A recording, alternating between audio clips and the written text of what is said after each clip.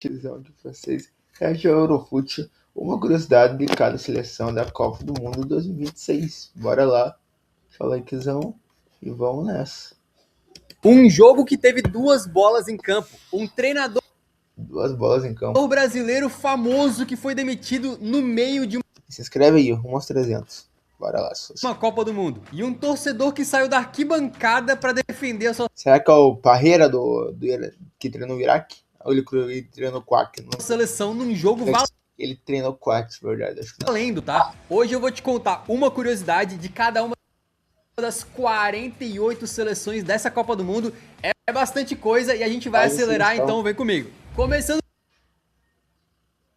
com o grupo A, a gente tem os anfitriões do México, que foram impedidos.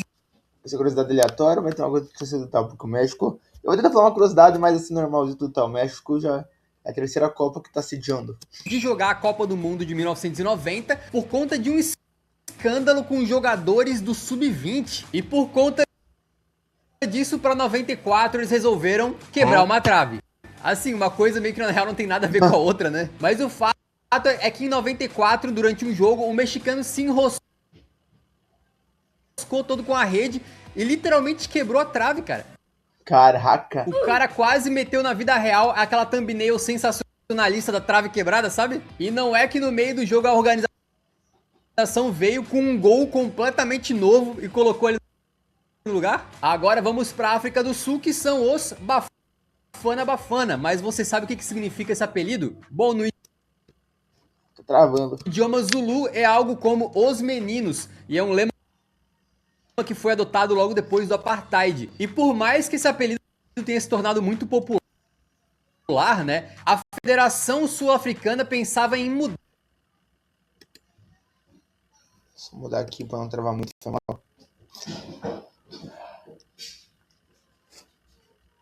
Porque eles simplesmente não tinham os direitos do termo Bafana Bafana. Outra empresa malandramente tinha registrado isso daí. E foi aí que em 2011 eles conseguiram chegar a um acordo com a empresa e comprar a marca Bafana Bafana por 732 mil dólares. E daí pra frente deu tudo certo. Chegando na Coreia do Sul, a gente tem o fato de que o alistamento militar é obrigatório e nem celebridades ou jogadores de futebol escapam, tá? Os caras têm que servir. Exceto quando você consegue um feito muito grande que te dá uma isenção. Foi o caso do nosso querido Ryu Min-son e outros jogadores da Coreia do Sul que venceram os Jogos Asiáticos em 2018 e assim conseguiram escapar de ter que parar a carreira basicamente para virar militar. Essa história talvez você até já conhecia, mas o que talvez você não saiba é que isso aí foi controverso, tá? E fez alguns coreanos criticarem o som. Alguns ficam com aquela impressão de que, pô, se eu tive que servir, por que ele não? Chegando na República Tcheca, a gente tem um caso insano na Copa de 1938, quando eles ainda eram Tchecoslováquia, e protagonizaram a famosa Batalha de Bordeaux, que foi basicamente um jogo ultra violento contra o Brasil, que teve 3 expulsos. Agora, diz a lenda que o tcheco Nejedly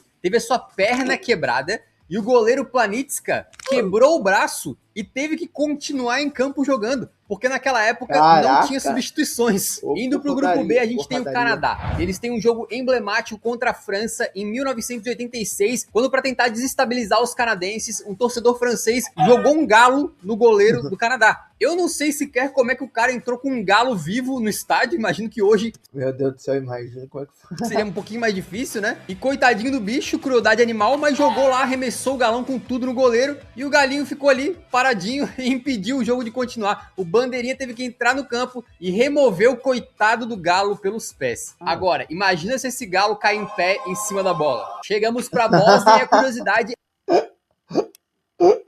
vai virar o Tottenham aqui. é que o primeiro jogo deles como seleção, eles estavam usando uma camisa do Paraguai.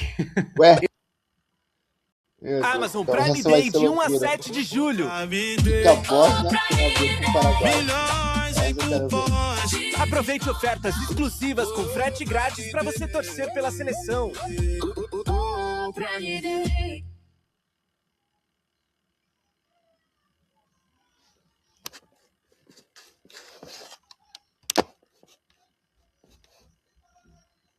Deixa eu só sair daqui para destravar. Tô. Exatamente, antes mesmo da Bósnia e Herzegovina ser reconhecida como um país e ter ali uma seleção com um uniforme, um escudo, tudo bem certinho, eles montaram um time para jogar um amistoso contra o Paraguai, só que os dois vestiam a mesma cor do uniforme. A solução que foi encontrada na época foi a Bósnia utilizar o uniforme número 2 do Paraguai. E assim rolou um amistoso de estreia da seleção, não oficial, em que em termos de camisas era Paraguai contra Paraguai 2. O que me levanta a pergunta, né? Por que o Paraguai não vestiu a camisa deles número 2 e a Bósnia usou a camisa deles normal? Vamos pro Catar, porque se vocês É verdade. acham que eles não têm tradição no futebol, vocês estão errados. Achou errado, otário? Porque teve um período de 4 anos que o Catar conseguiu simplesmente disputar 3 competições continentais diferentes. E conseguiu perder as 3. E levar couro nas 3. Copa América, alguma Copa da América do Norte e a Copa do Mundo. Quer ver? Bom, eles venceram a Copa da Ásia. Tranquilo, Copa da faz Ásia. parte, é onde eles disputam, né? Só que aí eles foram convidados para jogar a Copa América de 2019. E pouco tempo depois também foram convidados para jogar a Copa Ouro, que é ali da América Olá, Central acertei. e do Norte. E vamos combinar que o Catar participando dessas competições nas Américas é tipo aquele meme do urso polar no Texas, né? Chegamos pra Suíça, que em 2006 não tomou nenhum gol na Copa do Mundo. Pô, os caras foram campeões, então, que nada, não adiantou muito porque eles caíram nas oitavas de final contra a Ucrânia nos pênaltis, onde, curiosamente, eles perderam todas as suas cobranças. Meu Aí é Deus do complicado também, né? Não adianta não tomar gol, pô. Inclusive, um dos caras que perdeu o pênalti se chamava Tranquilo Barneta. Mas nesse dia aí, ele não tava nem tranquilo, nem favorável. O grupo C começa com o Brasil, que tem muita coisa legal, e especialmente por ser a seleção, eu vou deixar pro final, beleza? Marrocos chega com o A seleção que disputou todas as Copas. fato de que em 2022, depois que eles conseguem eliminar a Espanha nas oitavas de final, até o rei de Marrocos foi pra rua comemorar com os torcedores. Infelizmente o cara não saiu do carro, né? E ficou ali rodeado de seguranças, mas mesmo assim o maluco foi pra galera. E falando em segurança, você pode não ser Marrocos foi o cara que chegou na semifinal. o rei do Marrocos, mas ainda assim pode passear em segurança com a patrocinadora desse vídeo, a NordVPN. É só acessar nordvpn.com/eurofute, porque vocês sabem que a Nord é referência com o estado de VPN, mas eles não são só isso, tá? Hoje eu também vou te mostrar como eles têm um antivírus de última geração integrado no app pra você fazer os seus passeios na internet de forma segura. Então imagina que depois de ver essas curiosidades, você resolve pesquisar mais sobre Marrocos ali e acaba caindo num site marroquino muito duvidoso, cheio de anúncios pop-up que trava o seu celular inteirinho. Bom, com a NordVPN você não só consegue navegar com total privacidade, como o app também impede anúncios ou vírus maliciosos que tenham em sites aí desse tipo, né? Aí vamos dizer que você resolve fazer uma compra de uma camisa de futebol numa loja alternativa, se é que você me entende. A NordVPN te avisa de lojas falsas e ajuda a te proteger de golpes online. Ou seja, a NordVPN é um aplicativo de segurança digital completo. E pra ter ele no seu celular ou no seu computador, é só ir nordvpn.com/eurofute e aproveitar a oferta especial que eles fizeram com a gente aqui. E num plano de 2 anos, você ganha mais 4 meses totalmente de graça. E o melhor de tudo é que é completamente sem compromisso. Se você chegar na NordVPN e não gostar, em 30 dias você pede seu reembolso e recebe seu dinheiro de volta. Muitíssimo obrigado, NordVPN, por patrocinar o canal. E a curiosidade sobre eles é que se você clica no link e baixa o aplicativo, estão ajudando demais o nosso trabalho aqui, fechou? Chegamos pro Haiti e é o seguinte, eles se classificaram para a Copa de 74 jogando em casa contra Trinidade e Tobago, numa partida onde a seleção visitante teve simplesmente 4 gols anulados. Caraca. Um pouquinho suspeito, já que o É máfia! Haiti vivia ali um período de regime militar super violento e depois disso o árbitro dessa partida acabou sendo banido do futebol. Chegamos para a Escócia, que tem um dos mais bizarros aqui, né? O fato é que os caras estavam tão confiantes na participação deles na Copa de 78 que antes da seleção escocesa viajar para a Argentina para participar, eles fizeram uma comemoração do possível título nas ruas, antes mesmo de embarcar.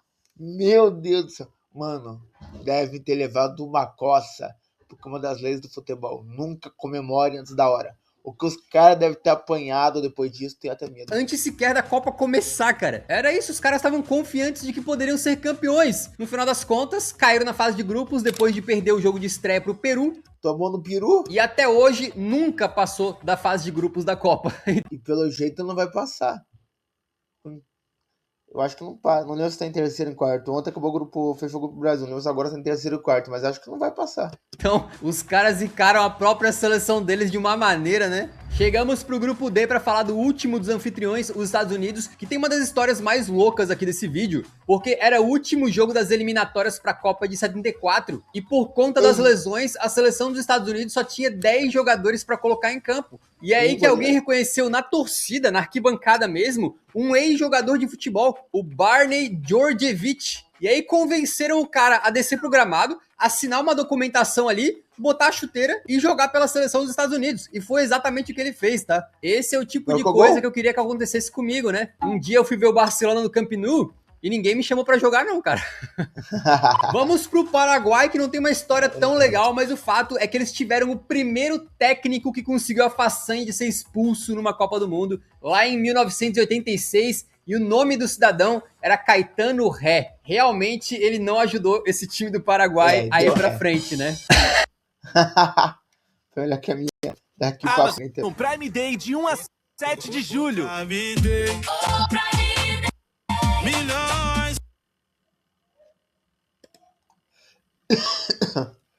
O cara deu ré, mano.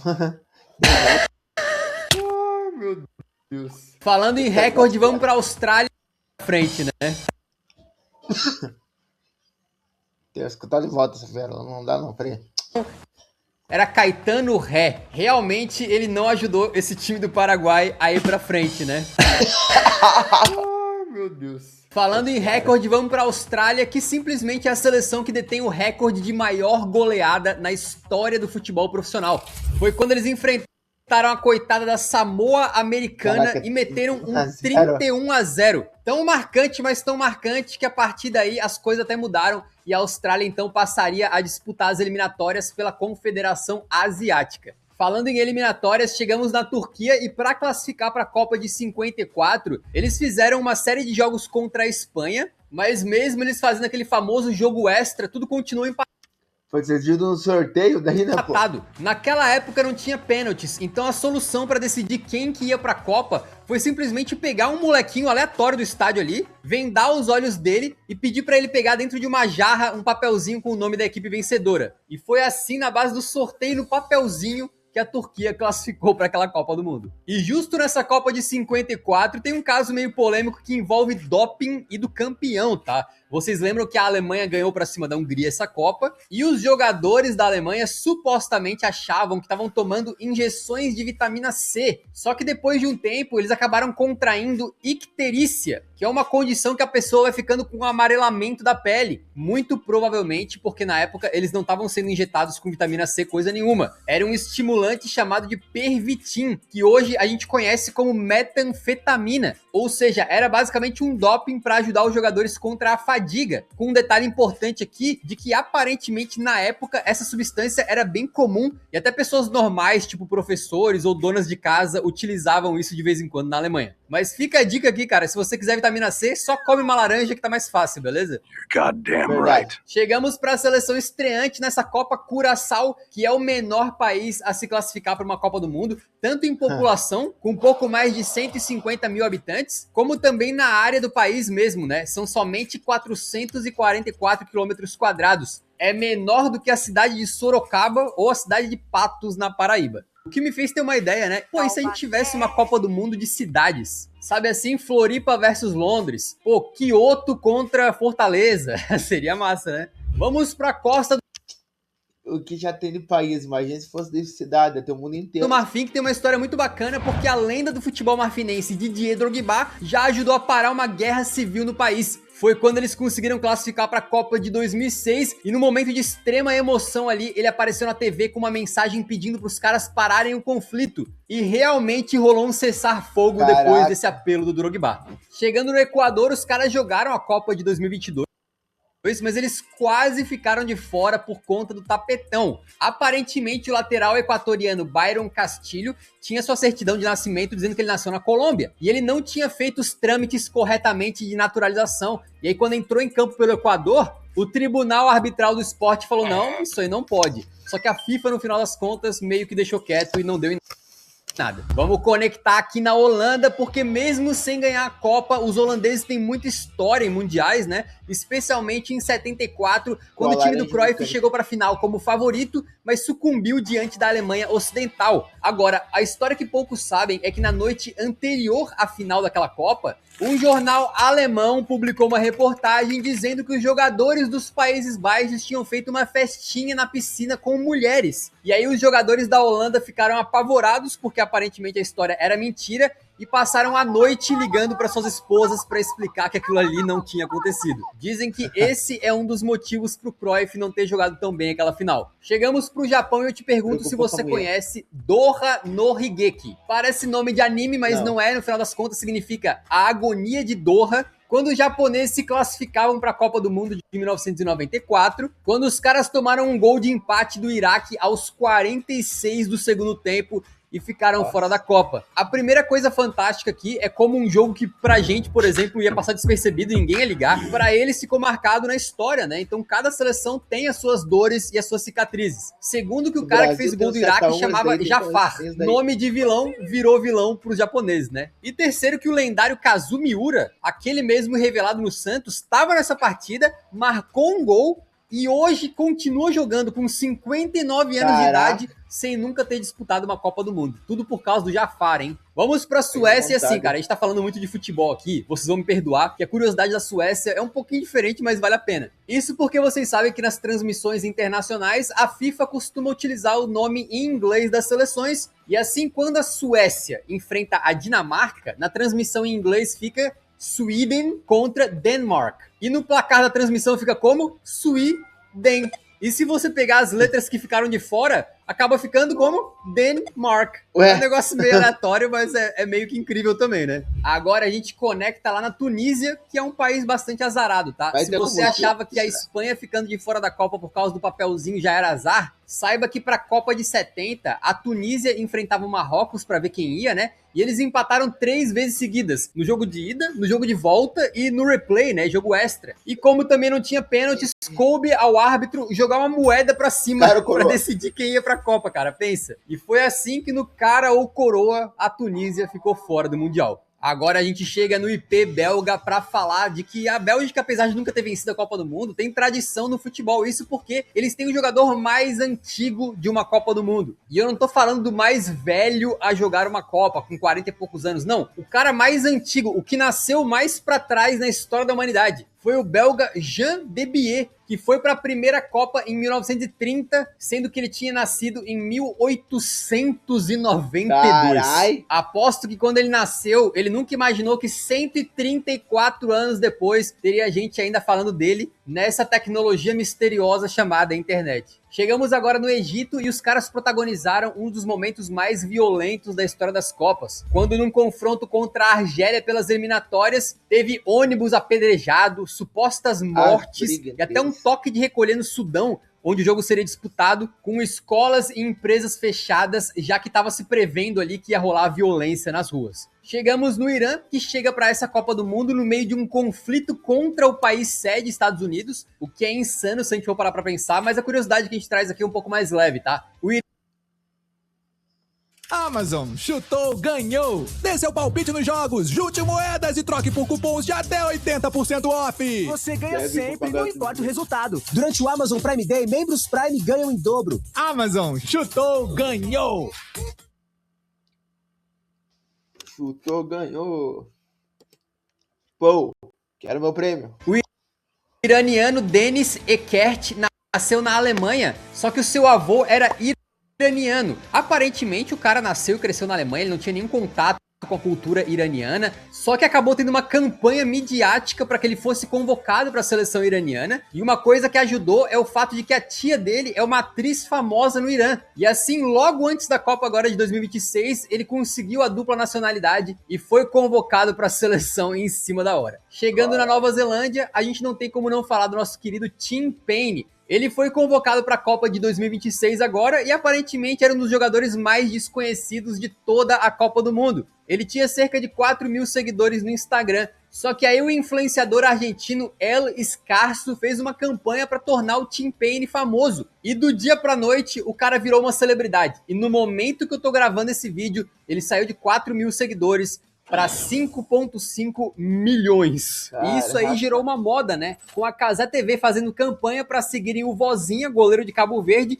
que ganhou 15 milhões de seguidores quase que do dia para noite. Chegamos no grupo H para falar da Espanha, que em 2018 teve seu técnico demitido 2 dias antes da estreia da seleção na Copa do Mundo. O que aconteceu é que o Lopetegui era o treinador da Espanha, só que o cara aceitou treinar o Real Madrid logo depois que a Copa acabasse. A Federação Espanhola não gostou, que ele estava negociando com outra entidade e ainda mais na reta final de preparação para a Copa do Mundo. Então os caras não quiseram nem saber e mandaram ele pra rua. A Espanha rapidinho botou o Fernando Hierro, que não era nem técnico nessa época, ele estava como diretor esportivo da Federação Espanhola, para comandar a fúria. E o resultado é que o Lopetegui durou poucos meses no comando do Real Madrid e sob o comando do Hierro, a Espanha caiu nas oitavas para a Rússia. Então nessa história aí, amigo, ninguém saiu ganhando. Chegamos para Cabo Verde, a seleção queridinha. A Espanha perdeu, o treinador se ferrou e o outro treinador também. Da Copa de 2026, mas o que você talvez não saiba é que eles poderiam ter ido para a Copa de 2014. Isso porque nas eliminatórias, um jogador da Guiné Equatorial não podia ter entrado em campo, mas entrou. Com isso, a Guiné perdeu os pontos daquela partida e Cabo Verde foi para os playoffs de classificação para a Copa do Mundo. Acontece que a seleção não conseguiu aproveitar esse presente aí, porque eles mesmos depois também foram desclassificados por colocar um jogador suspenso em campo e acabaram ficando de fora da Copa. Vamos agora para a Arábia Saudita, porque em 1998 o técnico da seleção saudita era nada mais nada menos do que o nosso técnico do Tetra em 94, o Carlos Alberto Parreira. Se isso não fosse doido o suficiente, o Parreira perdeu os primeiros 2 jogos da Arábia Saudita naquela Copa e foi demitido aí mesmo. Antes mesmo da seleção saudita fazer o terceiro jogo da fase de grupos. Mas também um brasileiro querer treinar na Arábia, que quer? Não, todo respeito, imagina, vou conversar. Então, você vai fazer isso. O que você falou? Ah, seu árabe só. No meio da Copa do Mundo, o cara já foi pra casa. E ó, entre a gravação e a postagem desse vídeo, o técnico da Tunísia na Copa de 2026 foi demitido depois de um jogo. Então até que o Parreira tava tranquilo, tá? Inclusive, toda a força aí pro Parreira, né? Chegamos pro Uruguai e a seleção que foi a primeira campeã do mundo. Tem muita história boa, né? Inclusive nessa primeira Copa de 1930 contra a Argentina na final, quando o jogo teve 2 bolas em campo. E eu não tô nem falando quando o Gandula joga sem querer a bola ali e ficam 2 bolas ao mesmo tempo e o jogo para. Acontece que nessa época não tinha as padronizações de hoje, né? Que todo mundo joga com a mesma bola e tal. Portanto, o Uruguai queria usar a bola deles e a Argentina também queria usar a sua própria bola. Já que cada uma tinha uma costura diferente, um peso diferente, os caras estavam acostumados com as suas, né? E curiosamente, no segundo tempo, o Uruguai virou para 4-2. Então, no final das contas, jogar com uma bola familiar fez a diferença mesmo, né? Agora a gente conecta na França, que também tem muita tradição e história para contar, mas sem dúvidas a mais louca de todas foi num jogo contra o Kuwait em 1982. Os caras já estavam tomando de 3-1 para os franceses, quando os jogadores do Kuwait ouviram um apito, pensaram que era o juiz e pararam. Nisso a França foi e fez o 4º gol, porque não era o juiz que tinha apitado, era um apito vindo da arquibancada. Os jogadores e o técnico deles na época, que era o Parreira, sim, ficaram em Parreira, rei dos rolês aleatórios na Arábia. Conformados, pediram pro juiz anular o gol e até saíram de campo em protesto. Foi aí que o Sheik Farhad Al-Ahmed Al-Jaber Al-Sabah decidiu invadir o campo e ele mesmo ter uma conversinha com o juiz. E não é que o juizão arregou e anulou o gol por causa do Sheik? Eu não sei se essa é a parte mais doida na história ou que o técnico do Kuwait nessa época também era o Carlos Alberto Parreira. O homem era o rolê aleatório antes do Ronaldinho criar moda, tá? Vamos para Senegal, porque a seleção que perdeu o título da Copa Africana de Nações agora no tapetão tá acostumada a ter azar, porque ela foi a primeira e até hoje única seleção na história das Copas a ser eliminado pelo critério do fair play lá na Copa de 2018. Basicamente, Senegal e Japão empataram em todos os critérios e o desempate foi no fato de que Senegal tinha tomado 6 cartões amarelos na Copa e o Japão apenas 4. E assim os japoneses passaram e senegaleses foram para casa. Chegamos no Iraque para falar de uma curiosidade que é... Você fez bastante gol, tudo e tal, tomou gol. Você foi competente na defesa? Não, nós estamos mostrando gol. Mas você fez gol? Fizemos. Vocês também? Vocês também, total. Chega no final, os empates ficou pros cartões. Mano, imagina ser eliminado. Cadê cartão? De cartões, assim, cara. Você fez tudo certinho, tinha tudo pra se classificar, mas daí o cara faz tudo igual e só tem menos cartão e passa. Meio pesada, mas envolve o seguinte fato. O filho do ex-presidente do Iraque, o Saddam Hussein, foi colocado para ser o cabeça do futebol iraquiano por um longo tempo. O nome dele era Uday Hussein e tanto no futebol quanto nos esportes olímpicos, aparentemente ele torturava e mandava matar atletas que perdessem partidas ou tivessem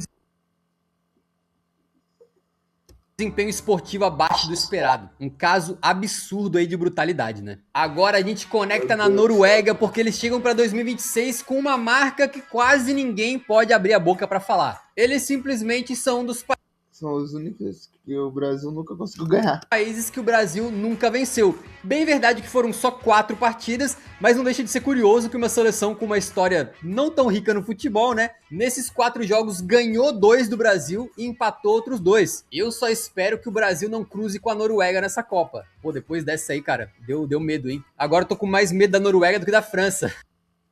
Já que eles têm o Haaland agora, pô. Chegamos no grupo J e conectando na Argentina tem um caso de inversão de papéis. Geralmente um jogador se destaca pelo seu clube e depois vai parar na seleção. Só que com o Mascherano foi o contrário. Ele não tinha nenhum jogo no futebol profissional ainda por clubes quando ele foi chamado para a seleção principal da Argentina e entrou em campo. Então basicamente ele se tornou profissional pela seleção antes de estrear pelo seu clube. Realmente um caso raríssimo na história, né? Vamos agora para a Argélia, que foi eliminada da Copa do Mundo de 1982 de uma forma muito cruel. É um episódio que ficou conhecido como a desgraça de Gijón, quando na última rodada da fase de grupos, a Argélia tinha jogado sua partida já e esperava o resultado do outro confronto, que era Alemanha e Áustria. Só que os alemães e austríacos, sabendo que com 1-0 no placar, as duas seleções se classificariam. Então eles meio que simplesmente desistiram de jogar, ficaram Eles fizeram um futebolzinho chato. só passando a bola no meio do jogo e acabou. Assim a Argélia foi eliminada e esse jogo se tornou histórico porque foi por causa dele que a FIFA mudou o cronograma. E hoje em dia, a última rodada da fase de grupos tem os jogos acontecendo no mesmo horário para evitar esse tipo de macunação por resultado. Agora a gente conecta lá na Áustria, que teve simplesmente o maior placar da história das Copas. Foi em 1954, quando eles ganharam de 7-5 da Suíça, num calor absurdo de 40 graus, onde o goleiro austríaco simplesmente sofreu com insolação e mesmo assim ganhou a partida. Venceu o jogo, mas tomou 5 gols. Ah, não. Ah, não. Amazon chutou, ganhou. Dê seu palpite nos jogos, junte moedas e troque por cupons de até 80% off. É a famosa balança, cara. É ataque bom e defesa ruim.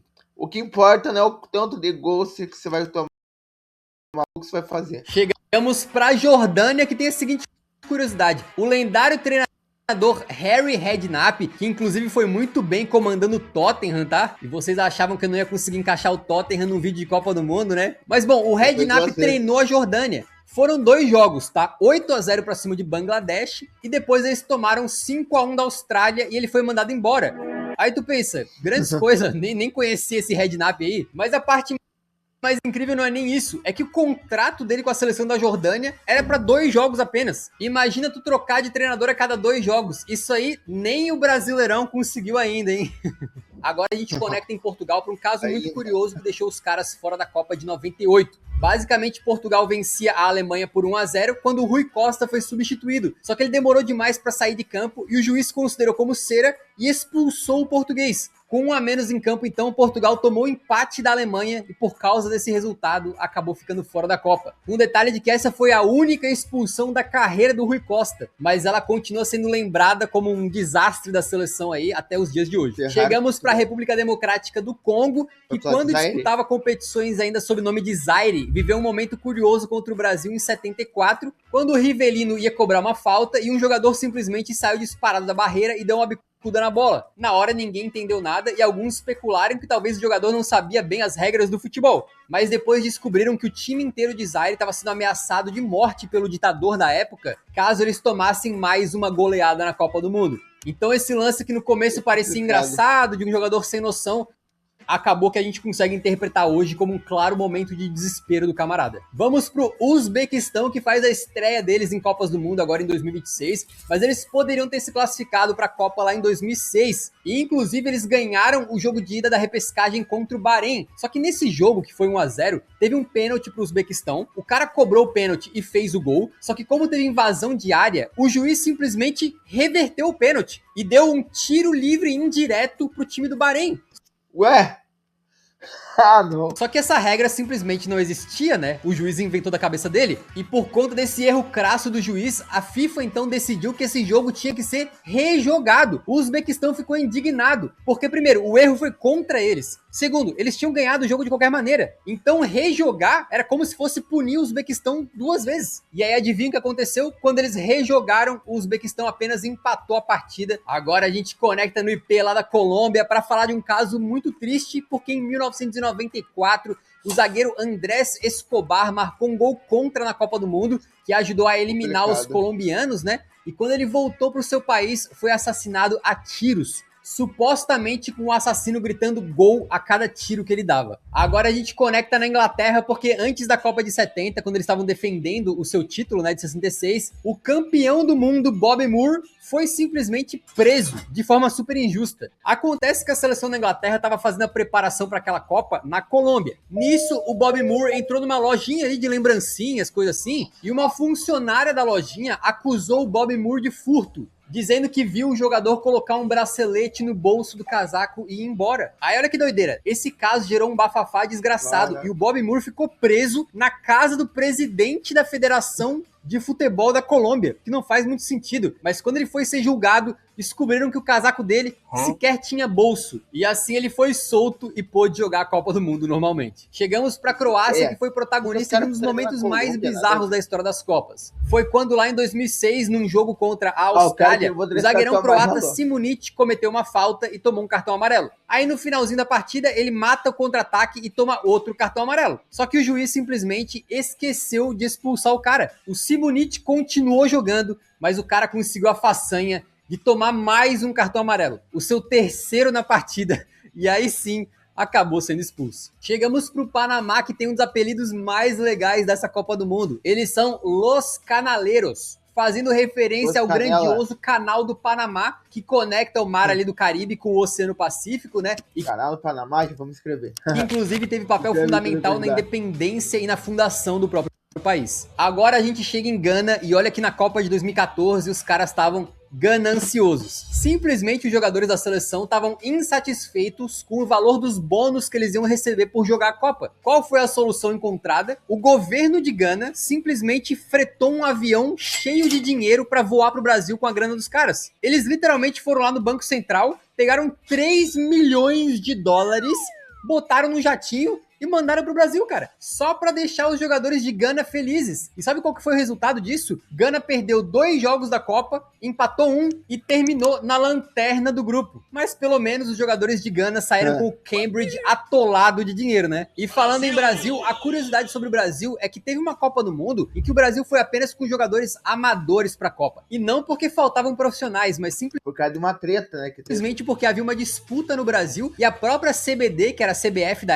época, era contra a profissionalização do futebol. Agora, esse caso eu contei com muito mais detalhes num vídeo que eu fiz só sobre curiosidades do Brasil. Então, ao invés de eu te explicar tudo certinho, fica a recomendação para você ir nesse vídeo que tá aparecendo na tela, que vale muito a pena, para conhecer esse caso e outros comum em que brasileiros saíram pra rua para comemorar uma eliminação do Brasil. Amazon Prime Day de 1 a... Vou aqui. Esse é o vídeo, tá? Valeu. Fui.